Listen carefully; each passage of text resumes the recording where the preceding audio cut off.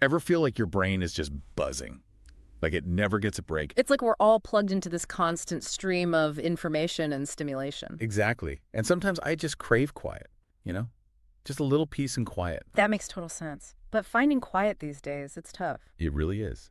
But what if, and hear me out here, what if silence isn't just about the absence of noise? Ooh, I like where you're going with this. What if it's more about creating space? Space for what? Space to think, space to breathe, space to just be. So instead of focusing on silencing the world around us. We focus on cultivating inner silence. Yeah. It's like building a sanctuary within ourselves, you know? A sanctuary that can't be touched by the chaos of the outside world. Precisely. It's a total shift in perspective. Okay, I'm on board. Ah, But how do we actually do that? It's not like we can just flip a switch and suddenly become Zen masters. of course not. It's a practice. It's about becoming aware of what truly nourishes us. Versus what drains us. Yes. Yeah. What leaves you feeling depleted and frazzled? Ooh, so many things. I'm constantly checking emails, doom scrolling, and getting sucked into pointless arguments online. It's exhausting. And you have the power to change that. You get to choose what you let into your mental space. It's like I'm willingly opening the windows to all that noise. And you can close them. You have the power. So instead of feeling like I'm at the mercy of all this chaos, You become the architect of your own peace. I love that. But where do I even begin? Start by becoming a noise detective. Figure out what's creating the most mental clutter in your life. Okay, so identify the noise culprits. Then what? Then you create strategies to manage them. Give me an example. Well, let's say social media is a big drain for you. Huge. So maybe you set some limits on your screen time, or you're more mindful of who you follow. So it's about being intentional with my choices, not about becoming a hermit and ditching technology altogether. Exactly. You're curating your mental environment, just like you would curate your physical space. You wouldn't leave your front door wide open all night, right? Makes sense. Okay, I'm getting this. But I gotta be honest, I'm having trouble picturing this inner sanctuary you keep talking about. What does it actually feel like? It's different for everyone, but a lot of people describe it as a feeling of calmness, clarity, deep connection with themselves. It's that feeling of being grounded, Yeah. centered. Yeah, like you're at ease, even when everything around you feels crazy. That sounds incredible. But if we're so used to the noise, how do we even recognize that stillness when it shows up? It takes practice. Think of it like building a muscle. The more you exercise your inner peace muscle, The stronger it gets. exactly. And the easier it is to tap into that sense of stillness. Okay, I'm sold. How do we work that muscle? What are some exercises? Well, there's mindfulness, meditation, conscious breathing. Hold on. Don't lose me at meditation. I always picture like monks on a mountaintop chanting. It doesn't have to be like that. Meditation can be as simple as taking a few deep breaths and noticing the sensations in your body. Really? That's it? It's about finding moments of stillness throughout the day. Okay, that feels doable. But how do these practices actually change things in my real life? They reduce stress and anxiety, improve focus, and even boost your immune system. Whoa, sign me up. So it's like a mental and emotional tune-up. You got it. And the more you practice, the more those benefits spill over into everything you do. Your work, your relationships, everything. So by calming the storm inside. You create space for more joy and resilience in your life. Absolutely. This is mind-blowing. It really is powerful stuff. Before we go any further, I want to hear from you. What are some of the noises that drain you the most? Let us know in the comments. We'll dive deeper into those in part 2 of this series. We can't wait to explore more strategies with you and help you create a more peaceful life. You know, it's like realizing we have this mental remote control and we can just change the channel when things get too noisy. Oh, I like that. But how do we know which channels to avoid? Are there some that are just bad for everyone? Well, some are definitely more common than others. Like, think about how much information we're bombarded with every day. Ugh. Yeah, it's overwhelming. I mean, between the news and social media and work emails, it's like I can never catch a break. It's true. And all that information, it's not all created equal. Some of it's important, of course, but a lot of it is just noise distracting us from what matters. So how do we know what to tune out? It starts with being aware of your habits. Like, are you just scrolling mindlessly? Or are you actually looking for information that you know aligns with your values and your goals? So like unsubscribing from all those email lists that I never read and unfollowing those accounts that make me feel bad about myself. Exactly. It's all about taking control of what you're consuming. You know, it's like creating a healthy digital diet. Okay, that makes sense. But what about the noise that comes from inside? Like sometimes I feel like my own thoughts are the loudest thing around. That's where those practices like mindfulness and meditation can be really helpful. I've tried meditation, but honestly, my mind just won't shut up. A lot of people think that meditation is about clearing your mind completely, but it's really more about just observing your thoughts.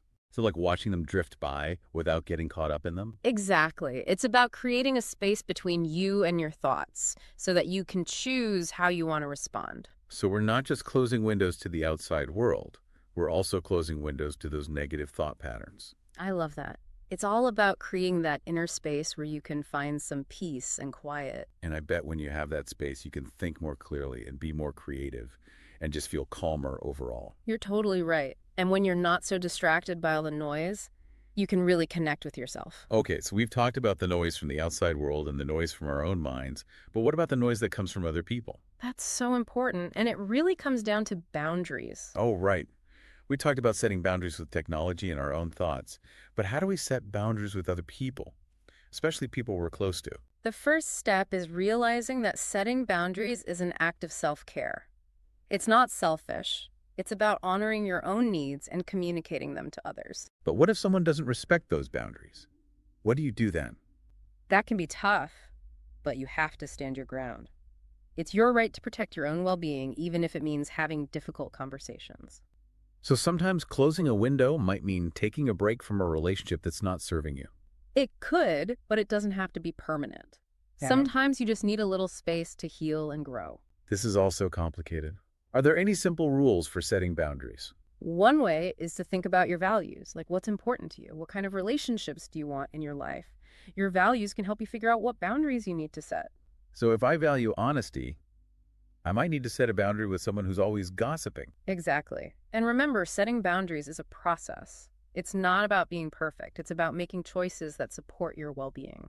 I'm realizing that creating inner peace isn't about avoiding the world altogether. It's about learning to navigate it in a way that feels good and authentic. I love that. It's about being present in your life and making choices that align with your values. And when we do that, we actually have more to offer to others. We're more patient, more compassionate, and more present. It's like our inner peace creates a ripple effect that spreads outwards. We've covered so much today, but I feel like we've only just scratched the surface. There's so much more to learn about finding silence in a noisy world. It's a lifelong journey, but it's a journey worth taking. Before we wrap up this part of our conversation, I have a question for everyone watching. Think about one relationship in your life that feels especially noisy or draining. What's one small boundary you could set to create a little more space for yourself in that relationship?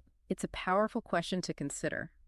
Remember, setting boundaries is an act of self-love, and it can actually benefit both you and the other person. We'll be back for the final part of this series, where we'll dive even deeper into managing those tricky relationships and creating more peace and harmony in your life. Until then, remember, you have the power to choose peace. Start small, be consistent, and trust the process. So we've been talking about all this noise, right? Yeah. And how it impacts our peace of mind. It's everywhere you look, isn't it? But remember, we have the power to choose what we let in. It's like we can create our own peaceful little bubble even when the world around us feels chaotic. Exactly. It's about tapping into that inner peace that's always there.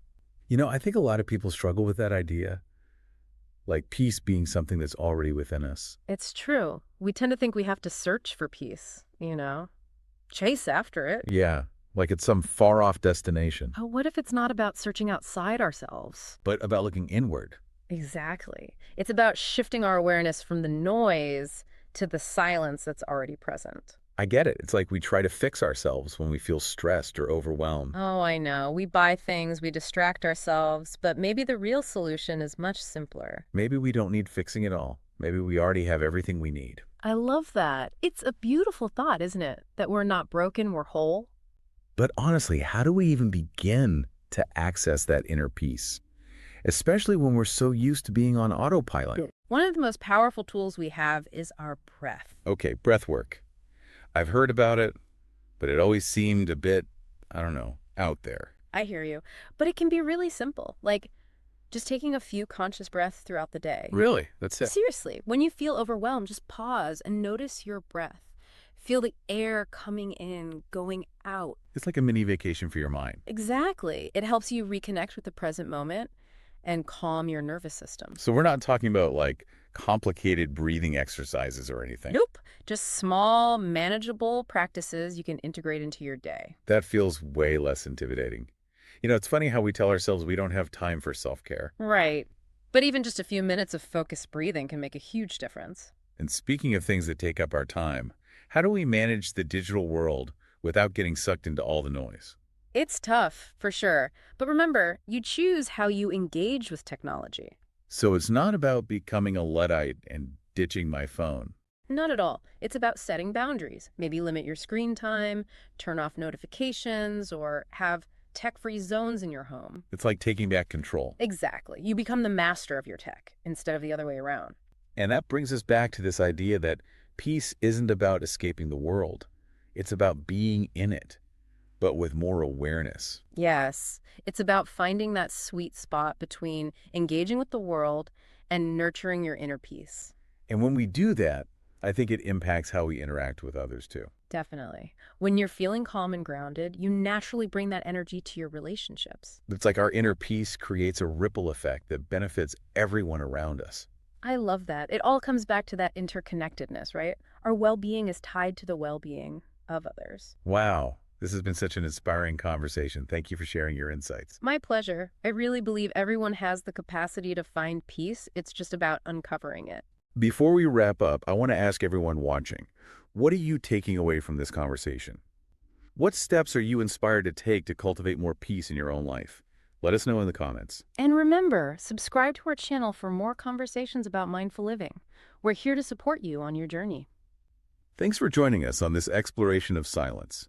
It's been a truly enlightening experience. And remember, even amidst all the chaos, peace is always within reach.